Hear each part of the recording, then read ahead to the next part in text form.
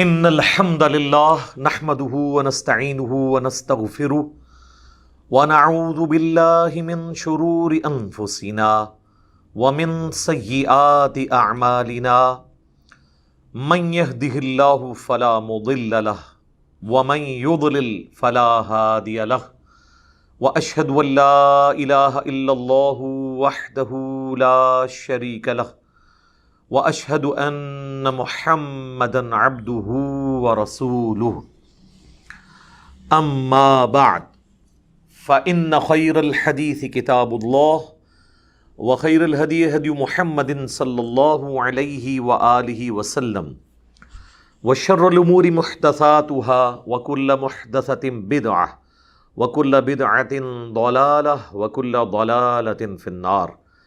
اعوذ باللہ السمیع العلیم من الشیطان الرجیم من ہمزہ ونفخہ ونفثہ بسم اللہ الرحمن الرحیم رب اشرح لی صدری ویسر لی امری واحلل عقدۃ من لسانی یفقہوا قولی.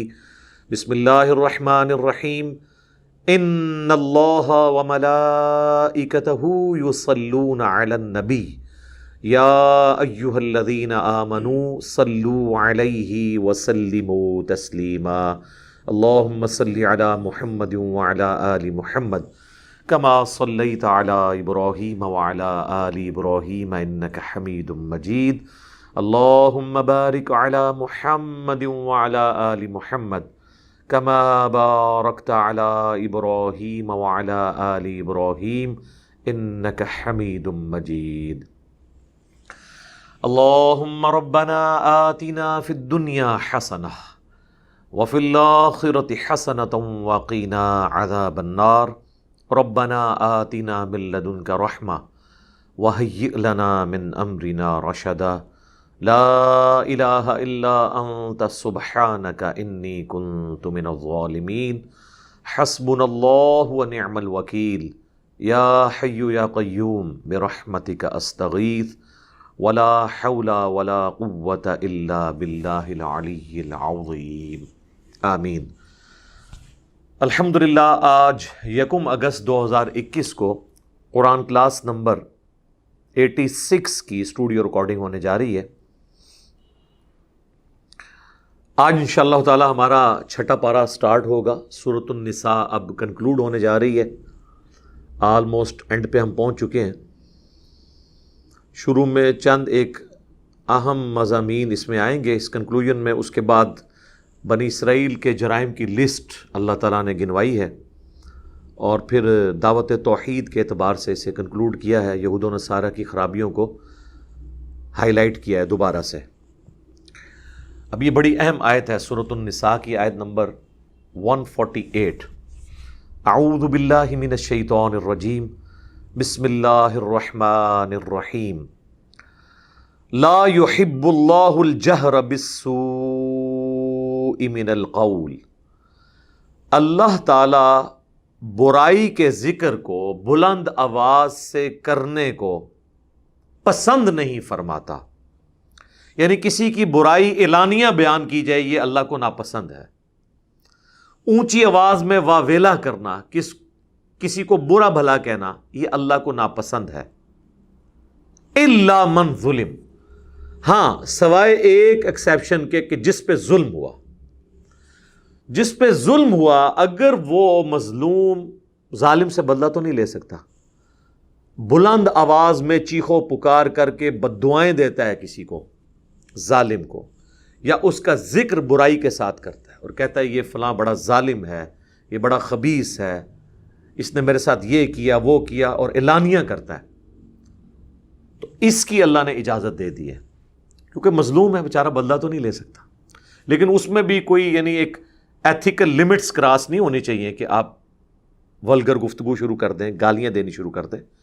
یعنی ایک بیلنس ہو جس کے اندر آپ پروٹیسٹ کر سکیں. تو اس کانٹیکسٹ میں وہ جو آیت ہے سورہ المائدہ کی قصاص کے کانٹیکسٹ میں کہ دانت کے بدلے دانت, کان کے بدلے کان, آنکھ کے بدلے آنکھ, یہ اللہ تعالیٰ نے طے کر دیا کہ لوگ اگر کسی کے ساتھ ظلم کرتے ہیں تو دانت کے بدلے اس کا دانت نکالا جائے گا، کسی کا کان کسی نے کاٹ لیا تو اس کے بدلے میں اس کا کان کاٹا جائے گا. یہ اللہ نے حق دیا ہے. لیکن یہ تو اس صورت میں جب جوڈیشری ہوگی، ظالم کو کٹہرے میں لایا جا سکے گا.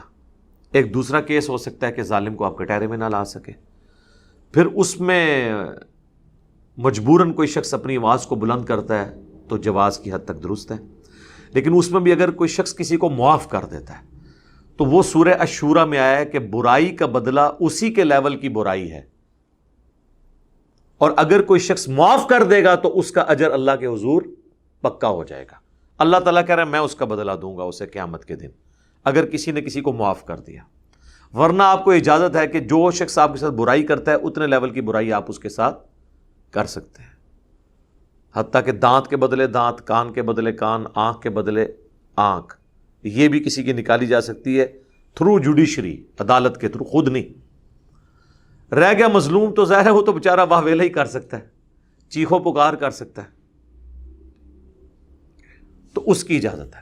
اسی آیت کے تحت اہل تشیع کا یہ موقف ہے کہ اگر ہم لوگ نوحے پڑھتے ہیں یا باقی آہو بکا کرتے ہیں تو ہم ظالم کے خلاف اپنی آواز کو بلند کر رہے ہوتے ہیں، وہ اس سے پلی لے رہے ہوتے ہیں. حالانکہ اس کا کانٹیکسٹ بالکل ڈیفرنٹ ہے، وہ ریئل ٹائم جس کے ساتھ زیادتی ہو رہی ہے وہ والا معاملہ. آج اگر کوئی آہو پکار کرتا ہے یا ماتم کرتا ہے تو اب جو یہ سارے جرائم کر کے مر کے اللہ کے پاس جا چکے وہ تو اپنا انجام بھگت رہے ہیں. آج تو صرف ان کی غلطیاں علمی طریقے سے ہائی لائٹ کی جائیں. اسی آیت کے تحت میں نے یہ ٹرم ڈیوائز کی تھی بابی. آپ کو یاد ہوگا کہ آج سے تقریباً آلموسٹ 3 سال پہلے ہمارے یہ مجالس کا سلسلہ شروع ہوا 2018 میں، تو اسی وقت یہ ٹرم میں نے ڈیوائز کی بابی کی، کیونکہ سب کانٹیننٹ میں کوئی شخص کتاب و سنت کی بات کرے اسے فوراً کہتے ہیں وہابی، اور یہاں پہ ایک گالی کے طور پہ اسے پریزنٹ کیا جاتا ہے. حالانکہ اس کا کوئی لینا دینا نہیں ہے اہل حدیث کے ساتھ. یہ وہابی وہ کہتے ہیں جی محمد بن عبد الوہاب جو سعودیہ میں ایک انقلابی لیڈر کے طور پہ سامنے آئے، ان کی نسبت سے ہم انہیں وہابی کہتے ہیں. حالانکہ ان کا نام تھا محمد بن عبد الوہاب. عبد الوہاب تو ان کے ابا جی کا نام تھا اور وہ کٹر صوفی تھے. تو وہابی تو بیسیکلی یہ ہیں بریلوی دیوبندی. ان کا نام تھا محمد بن عبد الوہاب. ان کے ساتھ اگر کوئی نسبت کرنی ہے تو محمد ہی کریں، اور اہل حدیث اپنے آپ کو محمد ہی کہتے ہیں، ان کی وجہ سے نہیں، نبی علیہ السلام کی وجہ سے. لیکن انہوں نے وہابی کہہ کے، چونکہ وہ محمد بن عبد الوہاب تھا، انڈیا پاکستان میں تو آپ کو پتہ ہے کہ اسی طریقے سے ان کو پتہ بھی نہیں ہوتا کہ بن لگا ہوا ہے نہیں لگا ہوا، انہوں نے وہابی کہنا شروع کر دیا. اور پھر یہ ٹرمز علماء کے ہتھے چڑھ گئیں، انہوں نے بھی ان کو وہابی کہنا شروع کر دیا. حالانکہ وہ اپنے آپ کو اہل حدیث کہتے رہے، چیختے رہے ہم اہل حدیث ہیں، ہم محمدی ہیں، انہوں نے نہیں مانا. پھر ملکہ وکٹوریہ سے باقاعدہ اہل حدیث نے انگریزوں کے دور میں اپنا نام رجسٹر کروایا اہل حدیث. وہ اکثر آپ کو یہ بتا رہے ہوتے ہیں نا کہ اہل حدیث نے تو ملکہ وکٹوریہ سے اپنے آپ کو رجسٹر کرایا ہوا ہے. تو سر دیوبند اور بریلویوں کے مدرسے جو ہیں یہ حضرت جبرائیل علیہ السلام نے رجسٹر کیے ہیں آ کے، جن کی حکومت ہے انہیں سے رجسٹر کروایا جائے گا نا. اب الہدا انٹرنیشنل جو ڈاکٹر فرحت ہاشمی کی ہے وہ کینیڈا میں رجسٹر ہوئی ہے. تو کینیڈین گورنمنٹ تو پاکستانی گورنمنٹ کی طرح اس طریقے سے اپنے آپ کو مسلمان گورنمنٹ تو کلیم نہیں کرتی. تو جس حکومت کے تحت آپ کام کر رہے ہیں تو اسی کے ساتھ ہی اس کو رجسٹر کروایا جائے گا. تو یہ تو کوئی ایب والی بات تو نہیں تھی، انہی کے پاس رجسٹر کرانا تھا. انہوں نے تو رجسٹر اپنے آپ کو اس لیے کرایا تاکہ لوگ ان کو وہابی نہ کہیں. تو میرے خیال ہے ان کو اپریشیٹ کرنا چاہیے. بریلوی دیوبندیوں نے تو کبھی اپنے آپ کو اہل سنت و جماعت یا اہل سنت والجماعت کے نام سے رجسٹر نہیں کرایا. ان کی تو مسجدیں رجسٹرڈ ہوئی ہوتی ہیں اہل سنت والجماعت، حنفی دیوبندی، حنفی بریلوی، ساری دمیں لگا کے. اس لحاظ سے اہل حدیث ایک سٹیپ بہتر ہوئے کہ انہوں نے کم از کم اس تفریق کو کر کے اہل حدیث اپنے آپ کو رجسٹر کر. ہمارے نزدیک تو یہ بھی نہیں ہونا چاہیے، مسلمان اپنے آپ کو کہیں. ہوا سماکم المسلمین من قبل وفی ھذا، سورۃ الحج آیت نمبر 78. ابراہیم علیہ السلام نے قرآن کے نزول سے پہلے ہی تمہارا نام مسلم رکھ دیا تھا، اور اس کتاب میں اللہ نے تمہارا نام مسلم رکھا ہے. تو اب چونکہ ہم بھی توحید پہ بات کر رہے تھے، ہم بھی بخاری مسلم پہ چلنے کی بات کر رہے تھے، اگرچہ اہل حدیث بخاری مسلم میں چلنا صرف چند ایک فقہی مسائل کو کہتے ہیں، ورفع الیدین، آمین، ہم نے تو ٹوٹلی بخاری مسلم کو فالو کیا نا، یعنی آل امیہ کی بدماشیوں کو بھی ایڈریس کیا بخاری مسلم کی روشنی میں، اس لیے ہمیں کوئی ان کے ساتھ تو منسوب نہیں کر سکتا، لیکن پھر بھی ہمیں انہوں نے کہا جی آپ کی باتیں درست ہیں لیکن یہ وہابیوں والی باتیں ہیں، آپ وہابی ہیں، چھپے ہوئے وہابی ہیں۔ تو میں نے اس آیت کے تحت لا يحب اللہ الجہر بالسوء من القول الا من ظلم، اور سورہ الشورى کی آیت نمبر 40 کے تحت کہ برائی کا بدلہ اتنے ہی لیول کی برائی ہے آپ کر سکتے ہیں، میں نے کہا ٹھیک ہے ہم ہو گئے وہابی پھر تمہاری نظر میں، تو پھر ہم تمہارا نام رکھیں گے بابی، بابوں کے ماننے والے، بابوں کا دفاع کرنے والے۔ یہ بابی ٹرم میں نے ڈیوائز کی وہابی کے اگینسٹ۔ تو اب آپ دیکھ لیں بابے بابے ہی ہر طرف ہو رہی ہے، لوگ وہابی لفظ کو ہی بھول گئے۔ تو پھر بڑے عرصے تک میں صرف اتنا ہی بولتا تھا، نہ میں وہابی نہ میں بابی، نہ میں وہابی نہ میں بابی۔ وہ پھر کوئی بھائی تھے، انہوں نے کال کی، عثمان بھائی سے میرے فون پہ بات ہوئی، تو انہوں نے کہا جی اس کو آپ شعر بنائیں، میں ہوں مسلم علمی کتابی، علموں کتابی۔ پھر ہم نے یہ کیا، اس کے بعد پھر ایک کوئی شاعر تھے بھائی، انہوں نے رابطہ کیا، انہوں نے کہا جی علمی کتابی سے کریں، کیونکہ وہابی، کتابی، بابی تو علمی ہونا چاہیے، علم خالی تو لفظ نہیں ہوگا، علم کی نسبت چھوٹی یہ لگا کے کریں۔ پھر یہ آہستہ آہستہ ایوالو ہوتا ہمارا نعرہ فائنل ہوا، نہ میں وہابی نہ میں بابی، میں ہوں مسلم علمی کتابی۔ پھر آپ کو پتہ ہے کافی عرصہ تو پھر یہ چلتا رہا، پھر کرتے کرتے اللہ تعالیٰ نے ایک اور چیز زبان پہ جاری کر دی، میں اکثر بول دیتا تھا کتابوں کا خدا اور بابوں کا خدا، یہ ہے کتابوں کا خدا، یہ بابوں کا خدا۔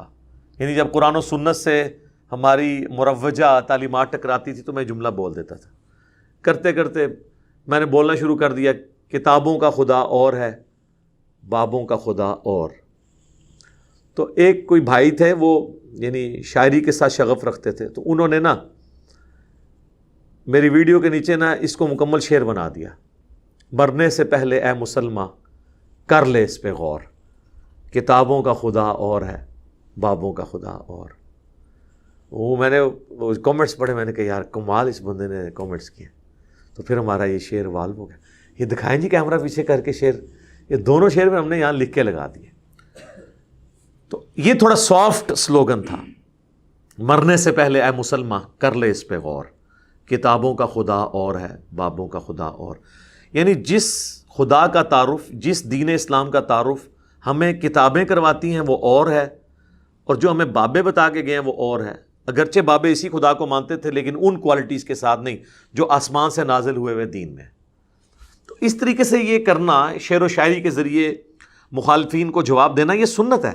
بخاری مسلم دونوں میں حدیث ہے، حضرت حسان ابن ثابت نبی علیہ السلام کے خلاف جو لوگ بکواسات کرتے تھے اپنے شعروں میں اس کا جواب دیتے تھے، اور بخاری مسلم کے الفاظ ہیں، نبی علیہ السلام حضرت حسان کو دعا دیتے تھے اور کہتے تھے اے حسان تیری شاعری جو ہے کافروں پر ہمارے تیروں سے زیادہ سخت ہے، چونکہ وہ اپنے آپ کو عربی اور غیر عربیوں کو عجمی کہتے تھے، عجمی کہتے ہیں گونگوں کو، وہ کہتے تھے ہم فصیح اللسان ہیں، وہ تو عام گفتگو بھی جو ہے نا ردیف قافیے کے ساتھ کر دیتے تھے عربی، اس لیے اللہ نے ان کا غرور توڑا قرآن بھیج کے، کیونکہ وہ سمجھتے تھے ہماری طرح کوئی ردیف قافیے اور شاعری کو کر ہی نہیں سکتا۔ تو اللہ تعالیٰ نے اس شاعری کے توڑ میں قرآن کو بھی ایک ڈیوائن ردم کے ساتھ نازل فرمایا۔ تو پھر حضور علیہ السلام کی دعا ہے بخاری مسلم میں، اے اللہ روح قدس کے ذریعے حسان بن ثابت کی مدد فرما۔ تو حسان بن ثابت اشعار میں جواب دیا کرتے تھے کافروں کے اعتراضات کا۔ وہ صحیح مسلم میں اوپر تلے 10 احادیث ہیں حضرت حسان والے چیپٹر میں، جس میں ان کے پورے شاعری کا کلام موجود ہے۔ وہ ہم نے اپنے شعیب بھائی سے، اس کا اردو ترجمہ بھی ہے، میرے آقا میرے مولا محمد رسول اللہ صلی اللہ علیہ وآلہ وسلم، تو وہ ترجمہ پڑھوایا تھا۔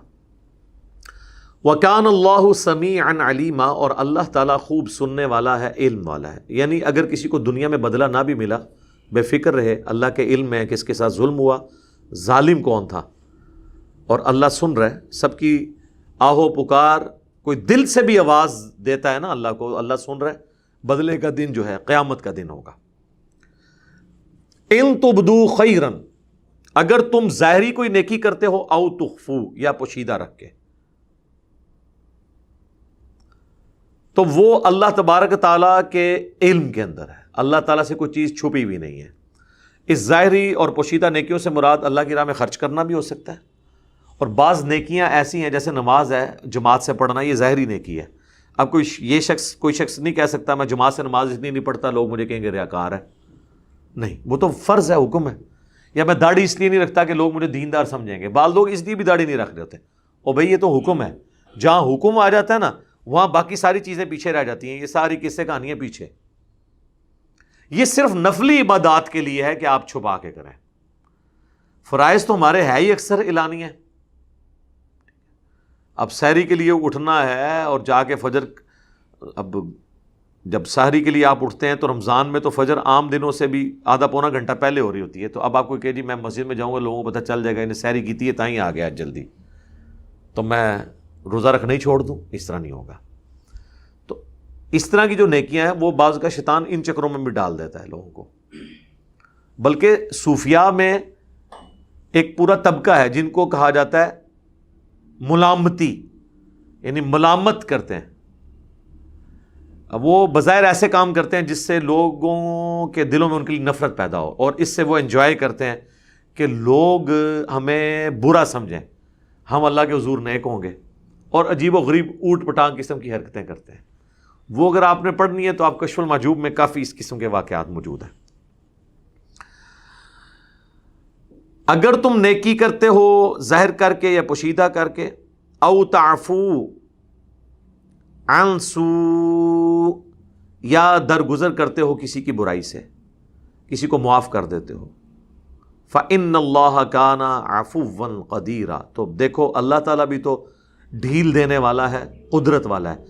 قدرت کے باوجود اللہ بھی تو اپنے بندوں کو ڈھیل دیتا ہے، معاف کر دیتا ہے. تو اگر تم معافی کی روش اختیار کرتے ہو تو اللہ کے علم میں ہے، یقیناً تمہیں جزا ملے گی. اور وہ سورہ الشورى کے اندر پارہ نمبر 25 میں یہ آیت مبارکہ موجود ہے. وَجَزَاءُ سَيِّئَةٍ سَيِّئَةٌ مِثْلُهَا، اور برائی کا بدلہ اسی کے لیول کی برائی ہے. فَمَنْ عَفَا، اور جو کوئی معاف کرے، وَأَصْلَحَ، اور اصلاح کر لے، فَأَجْرُهُ عَلَى اللَّهِ، تو اس کا اجر اللہ کے حضور پکا ہو گیا. إِنَّهُ لَا يُحِبُّ الظَّالِمِينَ، اللہ ظلم کرنے والوں کو محبوب نہیں رکھتا. تو اجر مل جائے گا جو اس طرح کرے گا. وہ اللہ تبارک و تعالیٰ نے یہ روش رکھی ہے کہ جو معافی کی روش اختیار کرے گا، اللہ کی یہ سنت ہے کہ اللہ تعالیٰ اس کو بدلہ قیامت والے دن دے گا انشاءاللہ تعالیٰ. اور زیادہ کوشش اسی روش کی کرنی چاہیے جی. آخری درجے تک ڈھیل دینی چاہیے کسی کو، فوراً بدلہ اتارنے کی کوشش نہیں کرنی چاہیے. اللہ تعالیٰ بھی تو ایسا نہیں کرتا. بخاری اور مسلم دونوں میں حدیث ہے، نبی صلی اللہ علیہ وآلہ وسلم نے فرمایا کہ جو شخص دنیا میں کسی مسلمان کی پردہ پوشی کرے گا، اس کے عیب پہ پردہ ڈال دے گا، قیامت والے دن اللہ تعالیٰ اس کے عیبوں پہ بھی پردہ ڈالے گا. یہاں پہ کسی کو کسی کا عیب پتہ چل جائے، اچھالنا شروع کر دیتے ہیں. ہاں، اگر وہ بندہ ایسا ہے جو پبلک اکاؤنٹ ہولڈر ہے یا مذہبی پیشوا ہے اور وہ مذہب کے نام کے اوپر لوگوں کو دھوکہ دے رہا ہے، اس کو تو ضرور ایکسپوز کرنا چاہیے. لیکن ایک عام انڈیویجول کی کوئی اس طرح کی چیز نہیں کرتی، اور اس میں بھی اس کی وہ چیز ایکسپوز کرنی چاہیے جس کی وجہ سے لوگ افیکٹ ہی ہیں. بالکل پرسنل لیول کی چیزیں جو آپ کے علم میں ہیں، وہ تو اس کے اوپر گفتگو کرنا غیبت ہے. جب گفتگو کرنا غیبت ہے اور حرام ہے، اس کو ایکسپوز کرنا تو اس سے بڑا حرام ہے. لیکن بعض اوقات غیبت کرنا واجب ہو جاتا ہے. جس طرح اگر کوئی شخص اپنی بچی کا رشتہ کرنے کے لیے کہیں پہ گیا اور آپ سے پوچھتا ہے فلاں بچے کے بارے میں، اور آپ کو پتہ ہے کہ جی پورا محلہ اس سے پناہ مانگتا ہے، تو آپ کا یہ کام ہے کہ اس کی غیبت کریں. ایسی صورت میں غیبت کرنا واجب ہے. امام مسلم نے صحیح مسلم کے شروع میں مقدمے میں بعض جو تقوی کے حیضہ والے لوگ ہیں نا، ان کا بھی رد کیا ہے تابعین، تبع تابعین کے اقوال کی روشنی میں، کہ بعض لوگ کہتے تھے کہ یہ جو حدیثیں گھڑنے والے ہیں ان کی برائی بیان نہ کریں، یہ غیبت ہے۔ تو انہوں نے بتایا کہ علم حدیث میں اسماء و رجال کا علم تو ہے ہی سارا غیبت ہے، اور یہ وہ غیبت ہے جو کرنا واجب ہے، نہ کرنا حرام ہے۔ یعنی جب تک آپ جھوٹے راویوں کا نہیں بتائیں گے یہ کذاب ہے، اس کا حافظہ خراب ہو گیا تھا، تو وہ جو رسول اللہ کے ریفرنس سے باتیں بیان کر رہا ہے وہ تو پھر خود ہی بنا کے بیان کرے گا، پھر آپ اس کے نام پہ دین کا جنازہ نکالنا شروع کر دیں گے۔ تو اسماء و رجال کا پورا علم، راویوں کو پرکھنے کا پورا علم، یہ غیبت کے اوپر ہی تو کھڑا ہے، اور مرے ہوئے بندوں کی غیبت ہے۔ یعنی آج اگر ہم کہتے ہیں فلاں راوی جو ہے ضعیف تھا، تو مر چکا ہے، زندہ بھی نہیں ہے۔ تو یہ وہ غیبت ہے جو کرنا ضروری ہے، کیونکہ اس سے دین افیکٹ ہو رہا ہے۔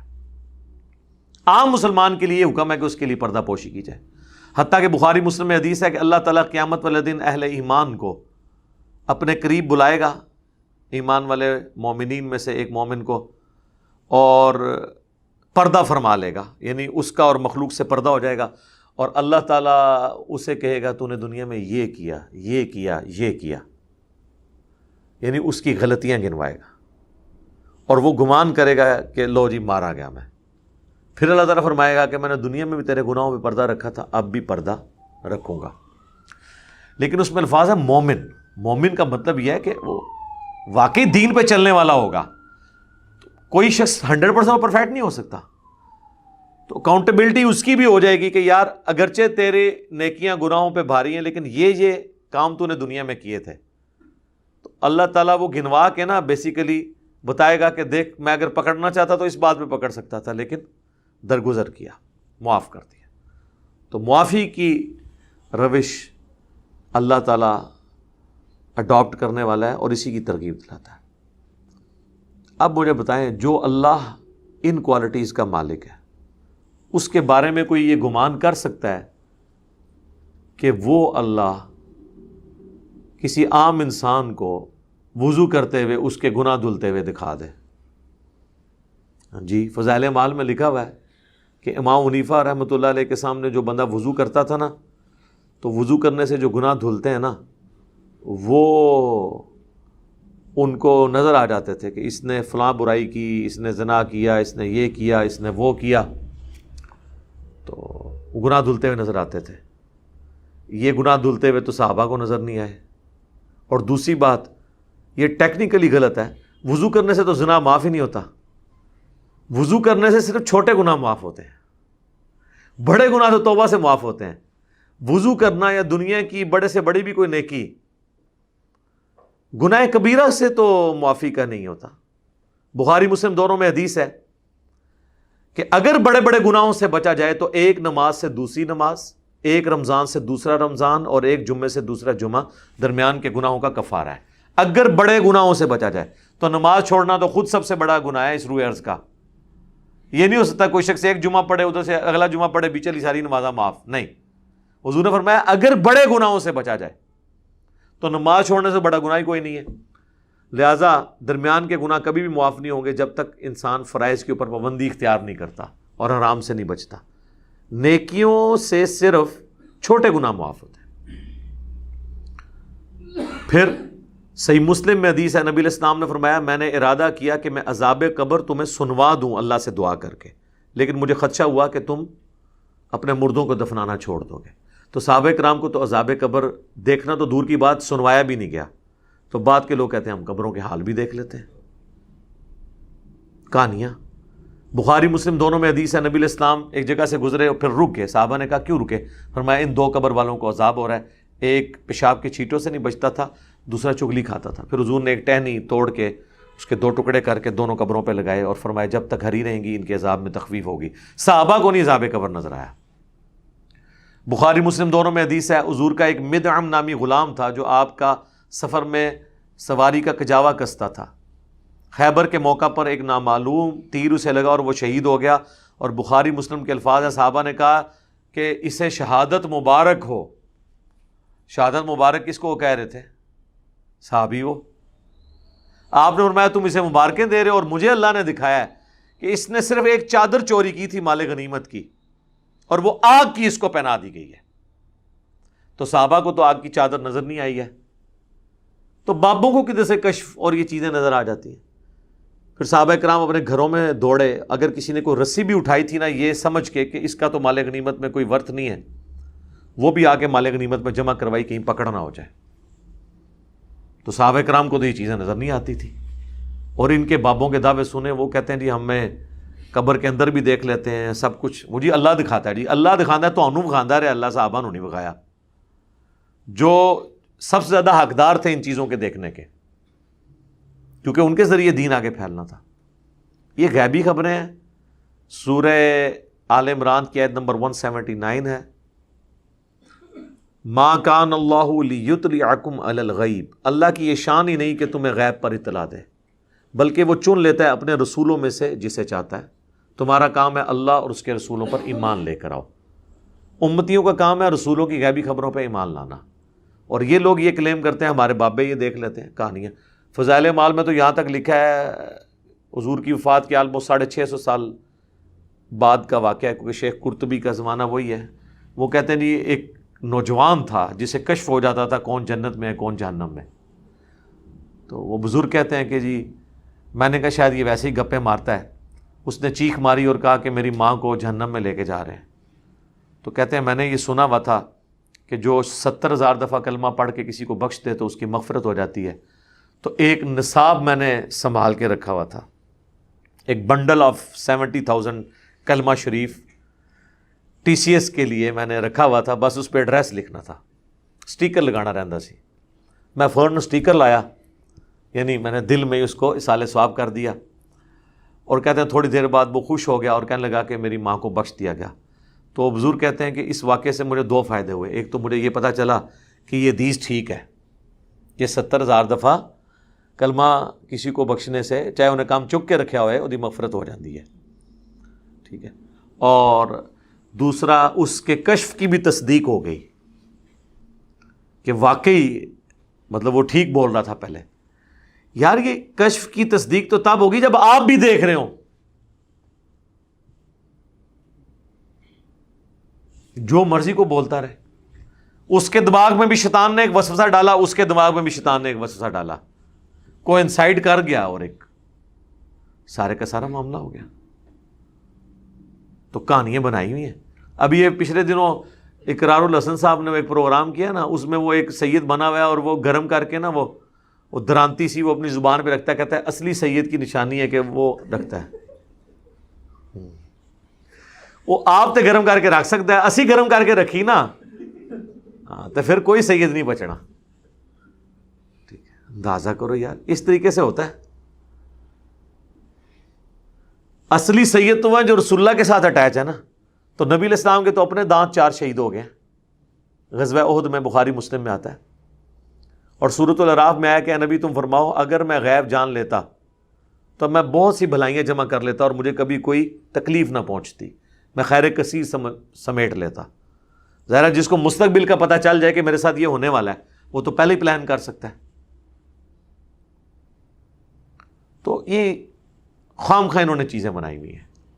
باقی مجھے ضمناً یاد آ گیا کیونکہ وہ مولانا تقی عثمانی صاحب جو ہے وہ، اب اندازہ کریں یہ لوگ علماء کو پڑھا کے فارغ کرتے ہیں نا تو آخر میں اپنی مور کیا لگا رہے ہیں، یہ باتیں وہ آخری درس حدیث ہو رہا ہوتا ہے اور اس میں یہ سنا رہے ہیں کہ جی امام حنیفہ کو گناہ دھلتے ہوئے نظر آ جاتے تھے۔ اب مجھے بتائیں جس مولوی کو درس نظامی کے کورس میں اینڈ پہ مفتی اعظم پاکستان یہ کہانی کرا کے رخصت کریں گے، انہیں آگے جا کے وڈیاں کہانیاں کرانی ہیں نا، کوئی قرآن بیان کرو کوئی حدیث بیان کرو، کہانیاں کرا کے تو آگے۔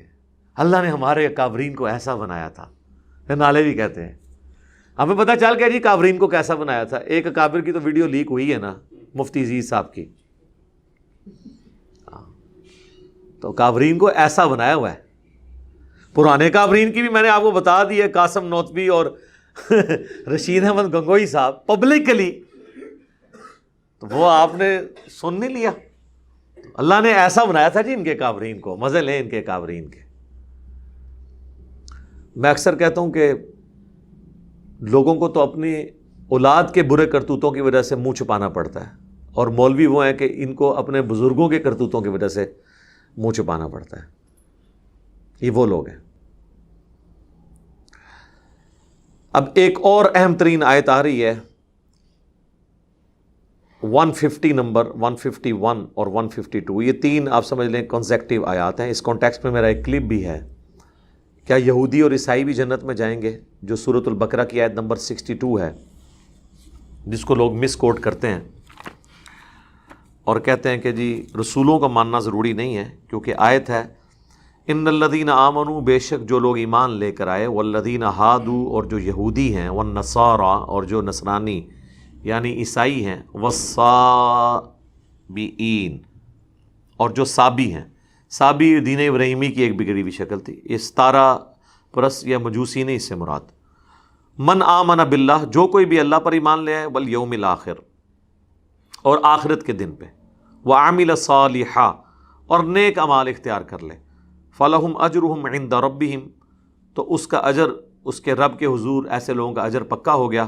ولا خوف علیہم ولا ہم یحزنون، تو قیامت کے دن نہ انہیں کوئی خوف ہوگا نہ غم. وہ کہتے ہیں اس میں دیکھ لیں کہ ایمان باللہ اور ایمان بالآخرہ کافی ہے آخرت کی کامیابی کے لیے، اس میں تو رسولوں میں ایمان آئے ہی نہیں ہے.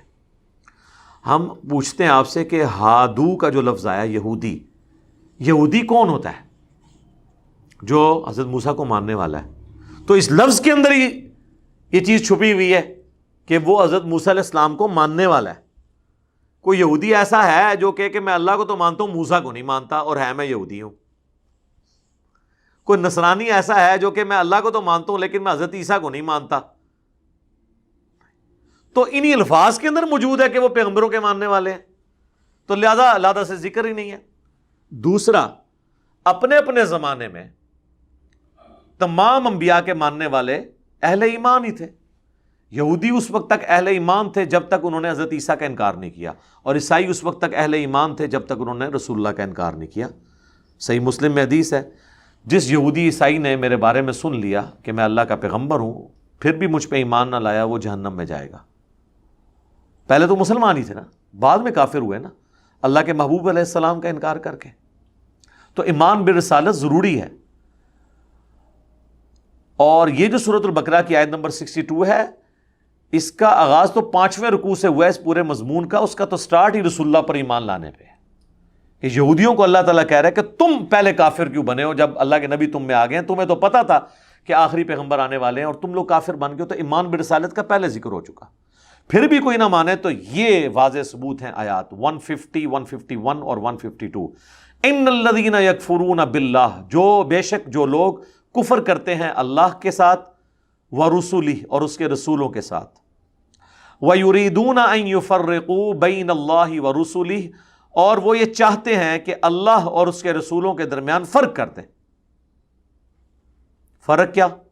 وَيَقُولُونَ نُؤْمِنُ بِبَعْضٍ وَنَكْفُرُ بِبَعْضٍ، فرق یہ کہ وہ کہیں کہ ہم بعض رسولوں کو مانیں گے، بعض کو ہم کوئی نہیں مانیں گے، یا ہم اللہ کو تو مانیں گے اس کے رسول کو نہیں مانیں گے. وَيُرِيدُونَ أَن يَتَّخِذُوا بَيْنَ ذَلِكَ سَبِيلًا، اور وہ یہ چاہتے ہیں کہ درمیان کا کوئی راستہ نکال لیں. اولئک هم الکافرون حقا، ایسے لوگ کٹر کافر ہیں جو فرق کر دیں اللہ اور اس کے رسولوں کے درمیان، اور کہ ہم اللہ کو مانیں گے رسولوں کو نہیں مانیں گے، یا اللہ کو تو مانیں گے اس رسول کو مانیں گے اس رسول کو نہیں مانیں گے. وہ پکے کافر ہیں. وَأَعْتَدْنَا لِلْكَافِرِينَ عَذَابًا مُهِينًا، اور ایسے کافروں کے لیے اللہ تعالیٰ نے رسوا کر دینے والا عذاب تیار کر رکھا ہے. اللہم لا تجعلنا منہم، رضیت باللہ ربا وبالاسلام دینا وبمحمد نبیا ورسولا، آمین. والذین آمنوا، اور جو لوگ ایمان لے کر آئے، باللہ اللہ پر، ورسولہ اور اس کے تمام رسولوں پر، ولم یفرقوا بین احد منہم، اور ایمان لانے میں کسی نبی میں کوئی فرق نہیں کیا. یہ نہیں ہے کہ ہم اس نبی کو مانیں گے دوسرے کو نہیں مانیں گے.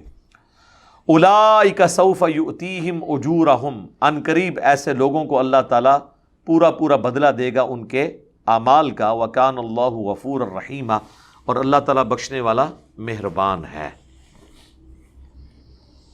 رحم فرمانے والا ہے. یہاں پہ اللہ تعالیٰ نے فرمایا کہ رسولوں میں فرق نہیں کرنا.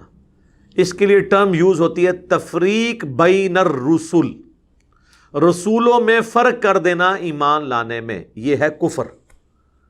مسلمانوں کا شیوا کیا ہے؟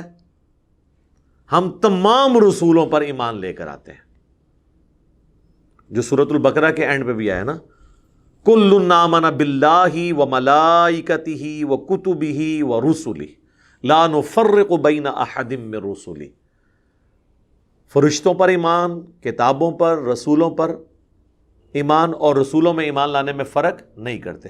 تفریق بین الرسل کفر ہے،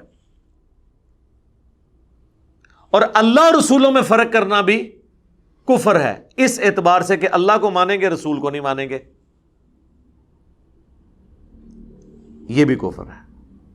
یہ کفر کرتے تھے منافقین، حضور علیہ السلام کو پیغمبر ماننے کے لیے تیار نہیں تھے، اپنی طرح کا انسان سمجھتے تھے۔ یقیناً سپیشیز تو انسانوں والی تھی، لیکن اللہ کی وحی نازل ہوتی تھی، وہ عام انسان تو نہیں تھے۔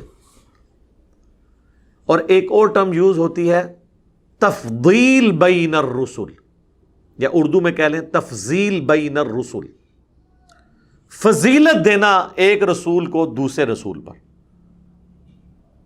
تو وہ ثابت ہے، وہ قرآن میں ہے تلک الرسل فضلنا بعدهم علی بعض، یہ رسولوں کی جماعت کہ ہم نے بعض رسولوں کو بعض پہ فضیلت دی ہے، لیکن ایمان لانے میں فرق نہیں کرنا، اور فضیلت بھی دینی ہے نا تو کسی کی توہین نہیں کرنی۔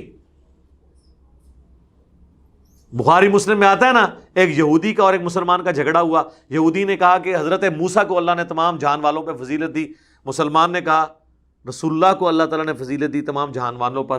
لڑائی میں اس نے یہودی کو تھپڑ مار دیا، مسلمان نے۔ نبی الاسلام کی خدمت میں وہ شکایت لے کے آیا تو آپ نے اس صحابی کو ڈانٹا اور فرمایا کہ مجھے کسی نبی پہ اس طریقے سے فضیلت نہ دو، مجھے یونس کے اوپر بھی فضیلت مت دو۔ یونس کا ذکر اس لیے کیا کہ وہ پیغمبر ہیں جن پہ اللہ نے عتاب کیا تھا، وہ وحی کے انتظار کے بغیر نکل گئے تھے اپنی قوم سے، اور وہ اتنا بڑا ڈیبٹ تھا کہ وہ ان کی امت کے حق میں کریڈٹ بن گیا۔ اللہ تعالیٰ نے سورہ یونس میں کہا کبھی ایسا نہیں ہوا کہ کسی کے لیے عذاب کا فیصلہ ہو جائے اور عذاب کے آثار نمایاں ہو جائیں اور اللہ تعالیٰ اپنا عذاب روک لے، سوائے قوم یونس کے۔ یونس علیہ السلام نے ان کو کہا کہ بھائی 3 دن بعد تم پہ عذاب آ جائے گا، تم نے میرا انکار کیا ہے نا، لیکن اللہ کی وحی کا انتظار کیے بغیر ہی وہ علاقہ چھوڑ گئے، اجتہاد کر لیا کہ ٹھیک ہے۔ اب وہ جب جس کشتی میں جا رہے تھے وہ چکولے کھانا شروع ہوگی سمندر میں، وہاں کے ملاحوں نے کہا کہ جی ہم میں کوئی ایسا شخص ہے، ایسا غلام ہے جو آقا کی اجازت کے بغیر بھاگا ہوا ہے، تو ہم کرہ نکالیں گے، جس کے نام پہ نکلے گا نا اس کو سمندر شریف میں پھر پھینکیں گے تاکہ باقی کشتی تو بچ جائے۔ اور ان کا یہ تجربہ تھا کہ اس طریقے سے کشتی بچ جاتی ہے۔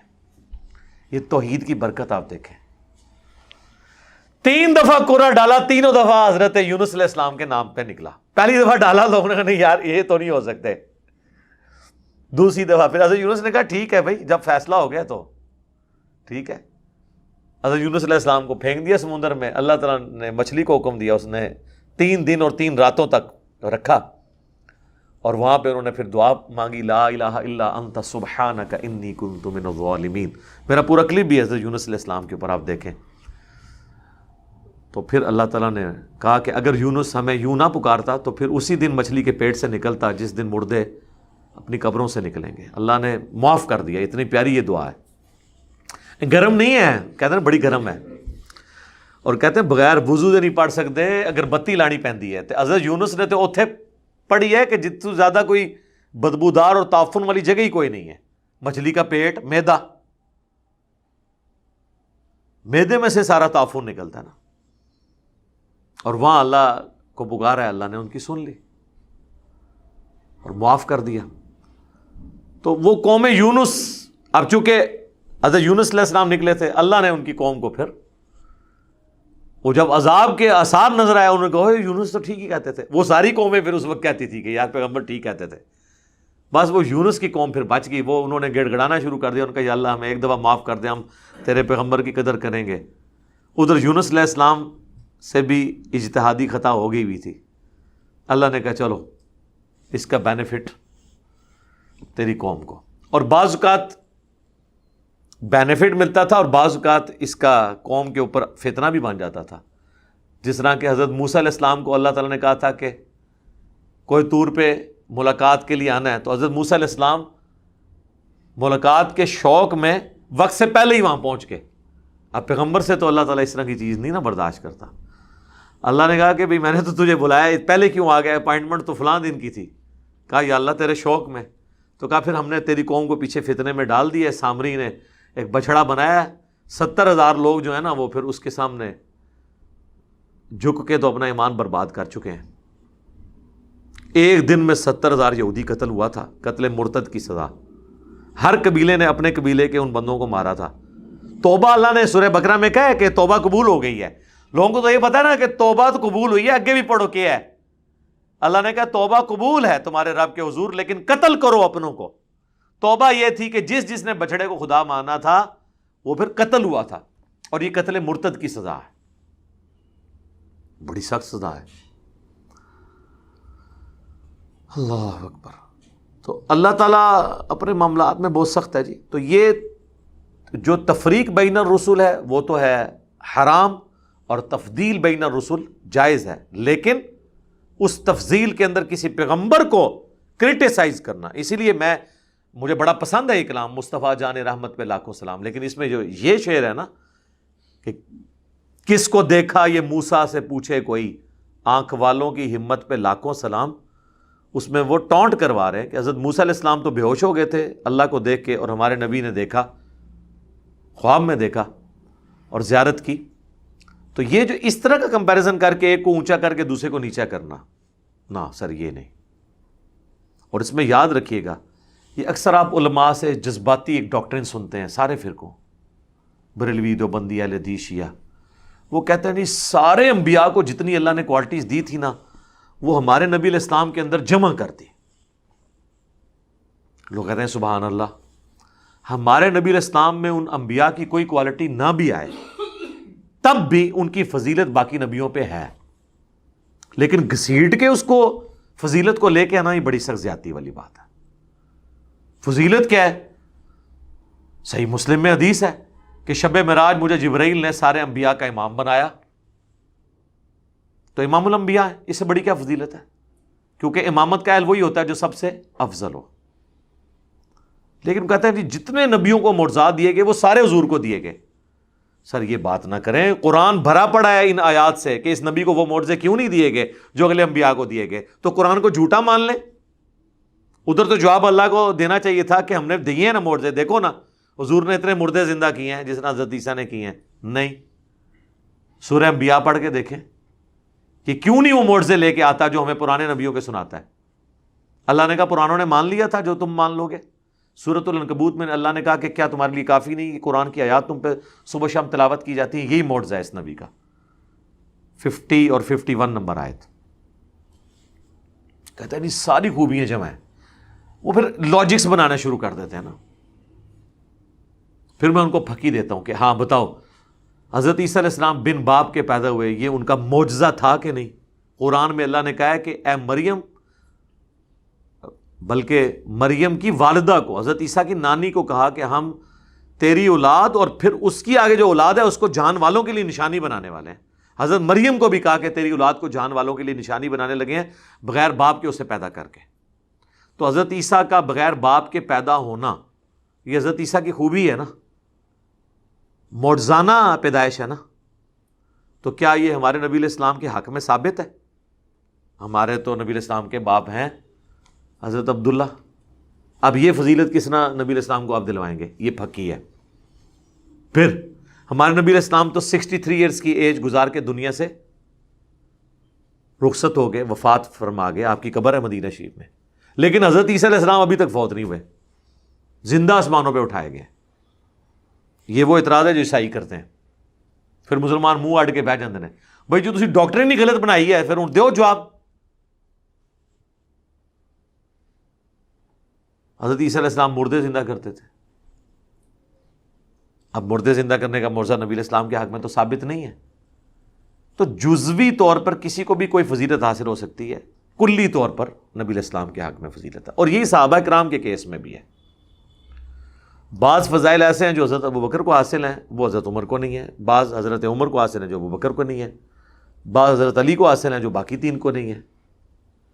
بعض عثمان کو حاصل ہیں جو باقی 3 کو نہیں ہے. تو اس طرح پک اینڈ چوز کر کے مسئلہ ہو جاتا ہے پھر خراب, اور پھر وہ لاجکس گھرنی شروع کر دیتے ہیں اور کہتے ہیں یہ کس طرح مان لیں, پھر فضیلت کیسے ہوگی, یہ تو ہمیں ماننا پڑے گا, یہ کرنا پڑے گا. عجیب و غریب قسم کے پھر نا لیم ایکسکیوزز ڈیوائز کرتے ہیں کہ جس طرح. تو پھر میں اس میں اور ان کو پھر ایک پھکی دیتا ہوں کہ حضرت آدم کو تو سارے فرشتوں نے سجدہ کیا, ہمارے نبی علیہ السلام کو کیا ہے کسی فرشتے نے سجدہ؟ ایک صحابی نے کیا ہے, ابو داؤد ترمذی میں حدیث ہے, ابن ماجہ میں بھی, حضور نے اس کو بھی منع کر دیا اور فرمایا جب میں فوت ہو جاؤں گا تم میری قبر سے گزرو گے, کیا قبر پہ بھی سجدہ کرو گے؟ انہوں نے کہا نہیں یا رسول اللہ. تو فرمایا مجھے کیوں سجدہ کرتے ہو؟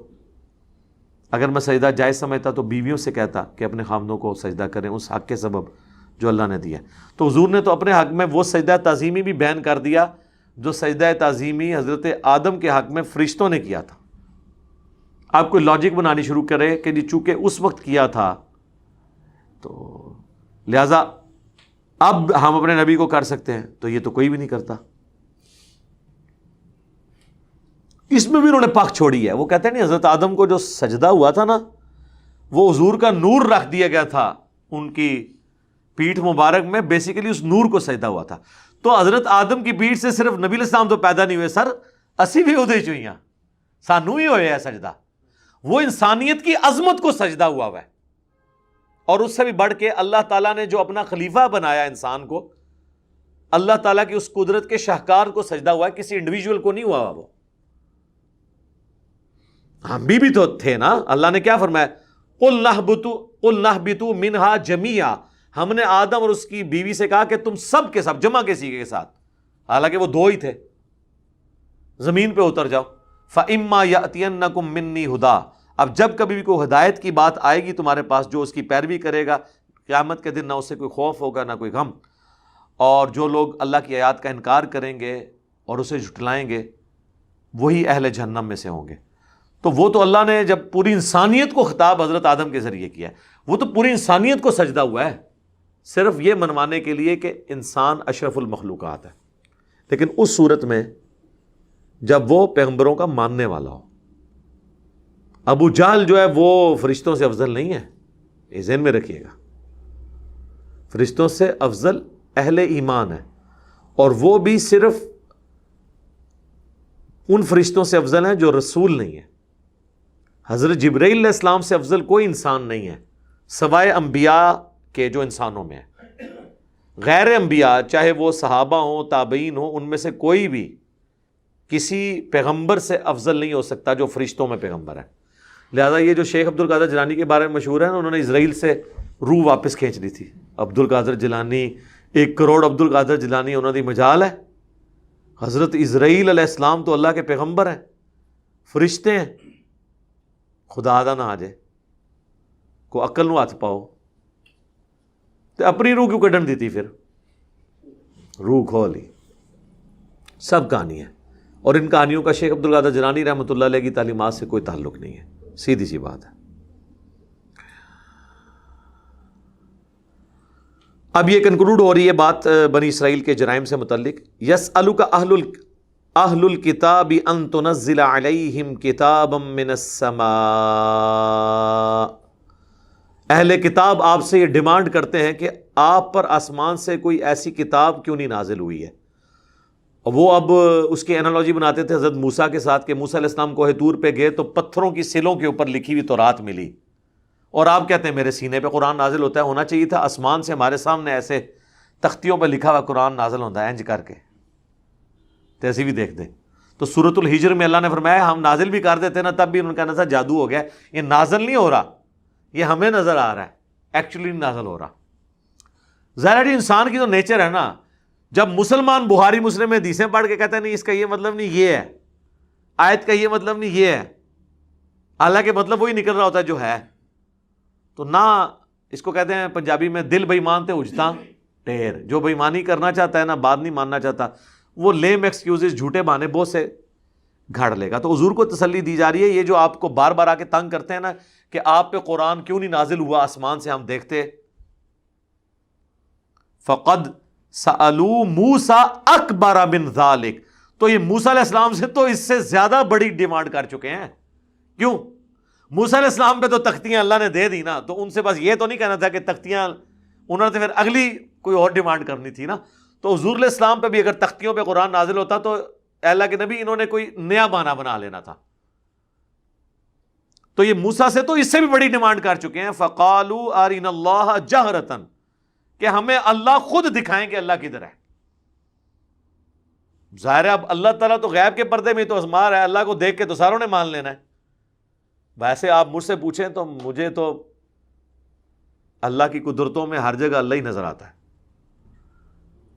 اور نہ ماننے والے کے لیے تو جو مرضی وہ جھوٹے بہانے کرے. اس کائنات میں ہر چیز ایک اللہ کے ہونے کی گواہی دے رہی ہے. تو موسیٰ علیہ السلام سے انہوں نے اس سے بڑی ڈیمانڈ کی کہ ہم اللہ کو خود نہیں دیکھیں گے تو نہیں مانیں گے. تو اللہ تعالیٰ نے اس پہ پھر اپنے غضب کا اظہار فرمایا. فَأَخَذَتْهُمُ الصَّاعِقَةُ بِظُلْمِهِمْ، تو انہیں ایک بجلی کی کڑک نے آ پکڑا ان کے ظلم کے سبب، اور وہ برباد کر دیے گئے. ثُمَّ اتَّخَذُوا الْعِجْلَ مِن بَعْدِ مَا جَاءَتْهُمُ الْبَيِّنَاتُ، پھر اس کے بعد ان کا ایک اور جرم کہ انہوں نے ایک بچھڑے کو رب مان لیا، جو سامری جادوگر والا واقعہ ہے. میرا یوٹیوب پہ ڈیٹیل کلپ آپ دیکھ سکتے ہیں. حالانکہ کھلی نشانیاں ان کے پاس آ چکی تھی. 40 دن کے لیے حضرت موسیٰ کوہ طور پہ گئے، پیچھے انہوں نے کام ڈال دیا. فَعَفَوْنَا عَنْ ذَلِكَ، تو ہم نے اس میں بھی ان کو معاف کر دیا. لیکن معافی کیسے ہوئی؟ وہ سورۃ البقرہ میں آیا کہ قتل مرتد کی سزا کے ساتھ معافی ہوئی. وَآتَيْنَا مُوسَىٰ سُلْطَانًا مُبِينًا، اور ہم نے موسیٰ علیہ السلام کو واضح غلبہ عطا فرمایا تھا، کھلی نشانیاں عطا فرمائی تھیں. اتنے بڑے بڑے معجزے تھے، اور فرعون پہ ان کو غلبہ بھی دیا. وَرَفَعْنَا فَوْقَهُمُ الطُّورَ، اور ہم نے بنی اسرائیل کے اوپر طور کو بلند کر دیا تھا. بِمِيثَاقِهِمْ، ان سے پختہ عہد لینے کے لیے. وہ سورہ الاعراف میں، سورہ طٰہٰ میں، سورہ قصص میں ڈیٹیل آئیں گی کہ وہ کوہ طور پہاڑ اتنا بڑا، وہ بادل کی شکل میں ان کے سر کے اوپر آ گیا تھا ہوا میں، اور اللہ نے کہا پکڑو تورات کو، نہیں تو آیا جو تو پہاڑ تاڑے ہوتے. سر اتنا وڈا وٹا بھی نہیں کہنا چاہتا، وٹیا دا بھی سردار سر دے ہوتے ہوئے تے بغیر وضو دے بھی لوگ نماز پڑھ لیں گے. ٹھیک ہے، تو اللہ تعالیٰ ماتے ہم نے ان پہ طور کو بلند کیا، تو اس طریقے سے ان سے منوایا کہ عہد توڑ دیا. وَقُلْنَا لَهُمُ ادْخُلُوا الْبَابَ سُجَّدًا، اور ہم نے ان کو کہا تھا کہ جب وہ شہر اریحا، شہر جیریکو جو بیت المقدس کے لیے پہلا شہر فتح ہوگا، تو اللہ کا شکر ادا کرنے کے لیے اس شہر کے دروازے سے جب انٹر ہو تو سجدہ کرتے ہوئے داخل ہونا. اور سورہ بقرہ میں آتا ہے حتتن کہتے ہوئے داخل ہونا، کہ اے اللہ ہمارے گناہوں سے درگزر فرما. اور انہوں نے حنتتن کہنا شروع کر دیا، ہمیں گندم چاہیے، پانڈ سن نا، بات بگاڑنی شروع کر دی. وَقُلْنَا لَهُمْ لَا تَعْدُوا فِي السَّبْتِ، اور ہم نے یہ بھی کہا تھا کہ ہفتے کے دن میں حد سے نہ بڑھنا. تو وہ سورۃ الاعراف میں ہی آتا ہے وہ مچھلیوں والا واقعہ. یوٹیوب پہ میرا کلپ بھی ہے، بنی اسرائیل پہ بندر جو بن گئے تھے، وہ بندروں والا عذاب کیوں آیا. اللہ نے ان کو بندر و خنزیر بنا دیا. ہفتے کے دن کہا تھا شکار نہیں کرنا، باقی سارے دنوں میں شکار کرو. ہفتے کا دن ٹوٹلی اللہ کو دینا ہے. ویسے مسلمان اس حوالے سے بڑے خوش نصیب ہیں، ہم تو جمعے والے دن بھی کاروبار کر سکتے ہیں. قرآن میں آیا کہ جب جمعے کا دن آئے اور اذان دی جائے اس وقت کاروبار چھوڑ دو، اور پھر جب نماز جمعہ پڑھو تو پھر دوبارہ سے کاروبار شروع کر دو. کیوں نہیں عثمان بھائی؟ ہاں. اور نماز کے دوران بھی موبائل آف نہ کرو، سائلنٹ پہ رکھو. ٹھیک ہے، یہ اللہ نے اتنی. لیکن یہودیوں کے لیے یہ تھا کہ جیسے ہی جمعے کی مغرب ہوتی تھی نا، غروب آفتاب، کوئی انہوں نے دنیا کا کام نہیں کرنا تا وقت کہ ہفتے کی مغرب نہ ہو جائے. اور اس دوران انہوں نے ٹوٹلی اللہ اللہ کرنی ہے، وقف ہے اللہ کے لیے. اس میں شکار بھی نہیں انہوں نے کرنا، جو پہلے کیا وہی پکا کے کھانا ہے. اور پھر اللہ نے آزمائش کیا کی کہ وہ مچھلیاں جو پورا ہفتہ نظر نہیں آتی تھیں، قرآن میں الفاظ ہیں کہ اس دن وہ پھدکتی تھی، کیونکہ ان کو بھی پتہ چل گیا تھا کہ آج تو سانو پھاڑ ہی نہیں سکتے. تو ظاہر ہے پھر ان کا دل للچاتا تھا، پھر وہ شکار کر لیتے تھے۔ اللہ نے بندر و خنزیر بنا دیا۔ اللہ نے فرمایا 3 گروہ ہو گئے، ایک نے وہ کام کیا، دوسروں نے نہیں کیا، اور تیسروں نے انہیں روکا۔ تو اللہ نے فرمایا جنہوں نے روکا تھا نا ان کو تو ہم نے نجات دے دی، اور جو یہ کام کرنے والے تھے ان کو ہم نے بندر و خنزیر بنا دیا۔ اور تیسرے گروہ سے اللہ نے ایسی نفرت کا اظہار کیا کہ ان کا ذکر بھی نہیں کیا۔ اور المستدرک للحاکم میں پوری حدیث ہے، ابن عباس یہ آیات پڑھ کے رویا کرتے تھے، کاش مجھے پتہ چل جائے کہ وہ تیسرے گروہ کے ساتھ کیا بنا ہے، کیونکہ ابن عباس کو یہ پتہ تھا کہ حکمرانوں کو برائیوں سے روکنا یہ کریٹیکل ایشو ہے۔ اگر ہم خاموشی اختیار کرتے ہیں کہ ہماری بھی پکڑ نہ ہو جائے، کیونکہ انہوں نے بنو امیہ کا زمانہ بھی پایا ہے، لیکن وہ آپ کو پتہ ہے پھر وہ لحاظ کوئی نہیں کرتے تھے، بولتے بھی تھے۔ تلبیہ کے کیس میں بولے ہیں نا، لبیک اللہم لبیک، ٹھیک ہے۔ تو اس پہ میرا پورا ڈیٹیل کلپ موجود ہے، بنی اسرائیل پر عذاب کیوں آیا، وہ آپ دیکھ سکتے ہیں، اس میں سورہ الاعراف کی آیات میں نے کور کی ہیں۔ وَأَخَذْنَا مِنْهُمْ مِيثَاقًا غَلِيظًا، اور ہم نے ان سے بڑا گاڑا عہد لیا تھا، لیکن وہ عہد انہوں نے توڑ دیا۔ ہفتے کے کیس میں انہوں نے ہیلا بازی کی، اور ہیلا بازی کیا کی، وہ انہوں نے سمندر کے ساتھ ایڈجسٹنٹ گڑھے کھود لیے تھے، مد و جزر کی وجہ سے جب وہ پانی اوپر آتا تھا ان گڑھوں میں قید ہو جاتا تھا، جب پانی اترتا تھا مچھلی ادھر ہوتی تھی، اتوار والے دن پھر وہ شکار کر لیتے تھے۔ اس طرح کے ہیلے بہانے وہ انہوں نے کیے، اللہ تعالیٰ نے ان کے اوپر عذاب نازل کیا۔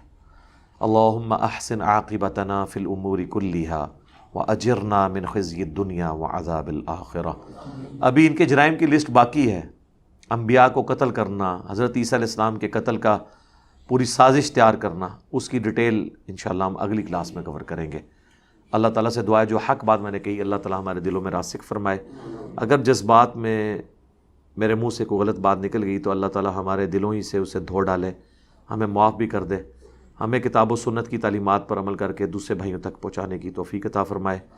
سبحانک اللہم و بحمدک، اشہد ان لا الہ الا انت، استغفرک و اتوب الیک، وما علینا الا البلاغ المبین۔ جزاکم اللہ خیرا۔